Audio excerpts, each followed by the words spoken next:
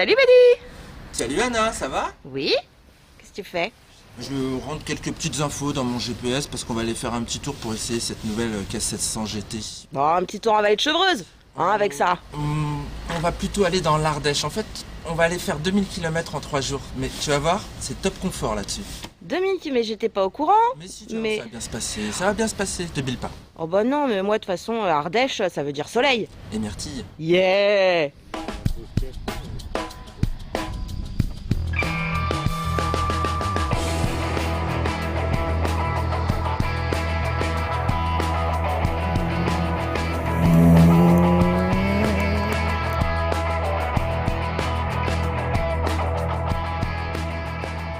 Lancé en 2010, le vaisseau amiral K700 GT et sa variante GTL bénéficient d'évolutions cette année. Avec des émissions polluantes et sonores réduites pour répondre à la nouvelle norme Euro 4, le gros moteur de la Touring allemande a quelque peu été modifié, mais pas seulement. Suspension à pilotage électronique ESA dynamique, marche arrière, shifter pro, nouveau design de la planche de bord et restylage plus dynamique de la face avant sont également au programme. Aérodynamique, cette nouvelle proue présente des déflecteurs latéraux plus grands et des flancs de carénage plus protecteurs.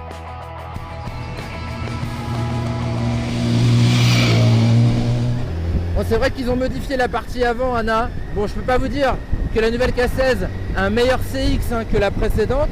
Ce que je peux vous dire en revanche, c'est que je suis hyper bien protégé du vent comme des intempéries, avec la bulle haute électrique qui monte très haut, et puis toute la proue qui est assez large. J'ai les jambes complètement protégées. Je suis très heureux de retrouver cette position de conduite Pullman. Alors là, on est sur un canapé roulant. Je suis méga à l'aise, bien installé sur la selle. J'ai les jambes un petit peu repliées quand même. Je ressens moins ce phénomène sur la RT. Mais je dois bien avouer que je suis quand même hyper détendu. Le guidon est un petit peu bas, mais il est bien cintré justement pour que j'ai les bras assez écartés. C'est vraiment un régal. Et puis le petit dosseret derrière là, qui vient embrasser mes lombaires. Franchement, on peut avaler du kilomètre sans se fatiguer. C'est top.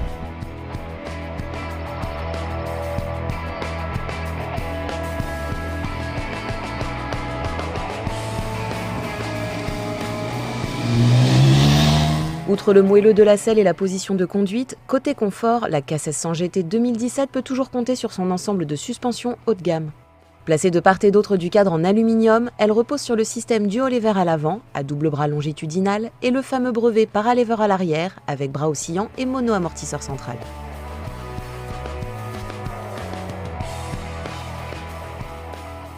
Au tableau de bord, on peut toujours adapter la précontrainte de ses suspensions en fonction du chargement de la moto. Pilote seul, pilote avec bagage ou pilote avec passager.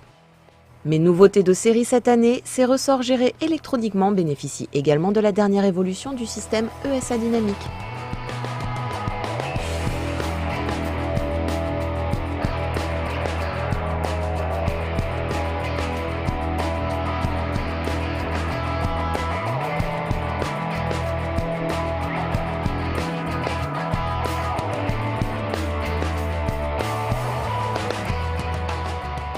Alors le SA dynamique fonctionne en temps réel, avec des réactions à la milliseconde sur les déformations de la chaussée.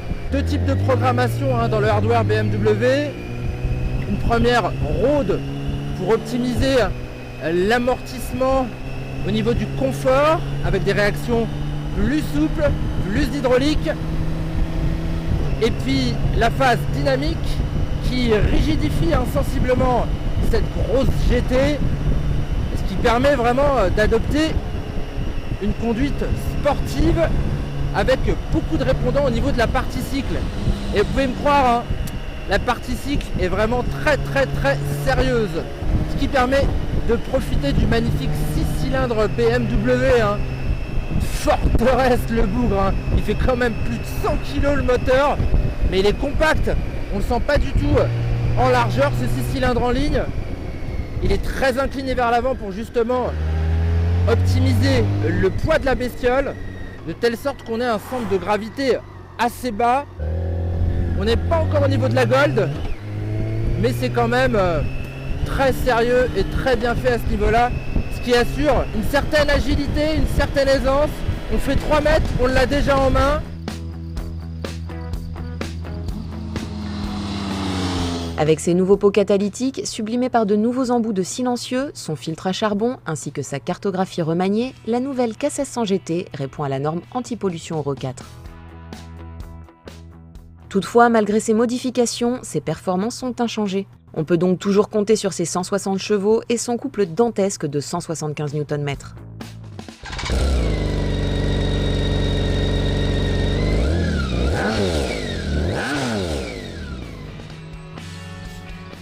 Une sève qui s'apprécie pleinement sur les modes de conduite road et dynamique, avec bien évidemment des réactions plus franches en dynamique.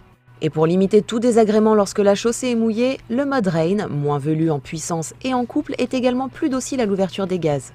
Quoi qu'il en soit du mode de conduite choisi, l'anti-patinage DTC s'adapte.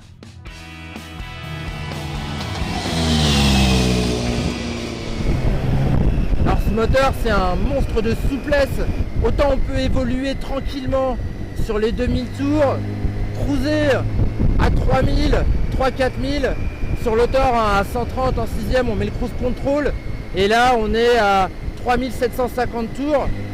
Mais alors, si on a envie d'arsouiller, il suffit de passer les 4000 tours minute pour là avoir une explosivité de la bestiole dans un bruit absolument fantastique. Dans ce cadre de figure, Sinon pour la balade, le bruit du moteur et des pots d'échappement est quand même très marqué. Alors là, je suis bien d'accord avec toi. Moi, ta passagère, modèle, qui s'en est quand même pris plein les oreilles, c'est un peu fatigant à la longue. Et puis ce moteur vibre aussi, je l'ai bien ressenti au niveau de mes repose-pieds. En revanche, j'ai adoré le confort d'assise. Cette selle est vraiment moelleuse, vaste, et les suspensions filtrent franchement bien toutes les déformations. Bon ok, je dois bien avouer que j'aurais aimé que tu équipes ta moto du top case optionnel, juste pour avoir le dosseret. Car les valises, très logeables, sont amplement suffisantes pour y ranger le matériel vidéo, mais mes trucs de fille, je les mets où ? En plus, elles ne posent aucun problème au moment de les enfourcher. Et bien voilà pour le mot de ta passagère. Et toi, ton bilan ?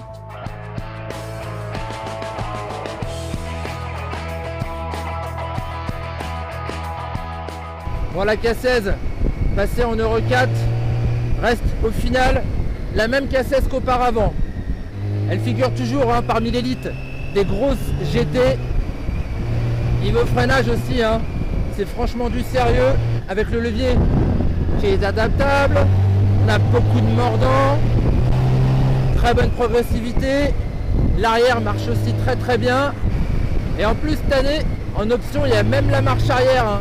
C'est une bonne option. Comme sur une Gold en fait. Cette K16, ça reste un cas à part dans la gamme BMW, de par son gros moteur, ce 6 cylindres, certes très présent mais très plaisant aussi. Et puis tout le confort auquel on est habitué avec BMW est au rendez-vous, en termes de protection, en termes d'amortissement, et puis en termes d'équipement également.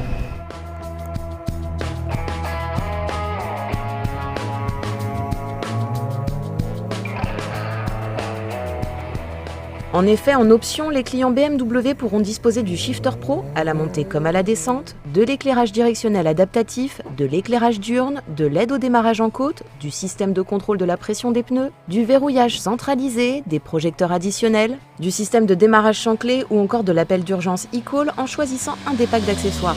Non sans alourdir une facture déjà salée, 22 750 €. Une somme coquette, mais toujours plus intéressante que le prix d'une Goldwing, fixé à 30 699 €.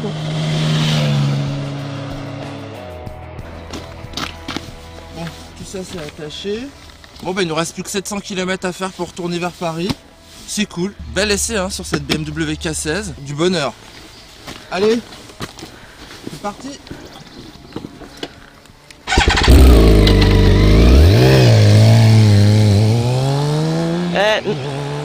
Non mais, il va revenir. Mehdi ? Non mais Mehdi, faut pas m'oublier moi. Moi je reste pas en Ardèche. Mehdi !